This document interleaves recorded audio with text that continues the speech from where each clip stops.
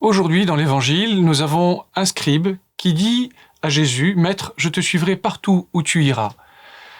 Nous aussi, peut-être que nous ne sommes pas des scribes, mais nous souhaitons suivre le Christ dans notre vie de foi, dans notre vie de prière.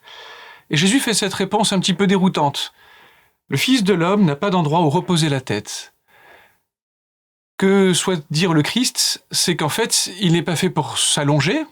Avoir la tête reposée, c'est presque une position de mort, mais c'est d'être vivant. Notre manière de suivre le Christ n'est pas une manière statique.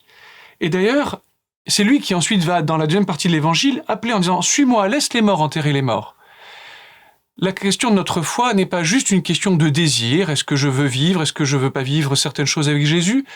Mais le tout début de l'Évangile nous donne la clé. Jésus, voyant une foule autour de lui, donna l'ordre de partir vers l'autre rive. Suivre le Christ, ce n'est pas simplement suivre des préceptes de loi, des préceptes d'église, des dogmes, c'est suivre le Christ pour passer de ce monde à celui du Père.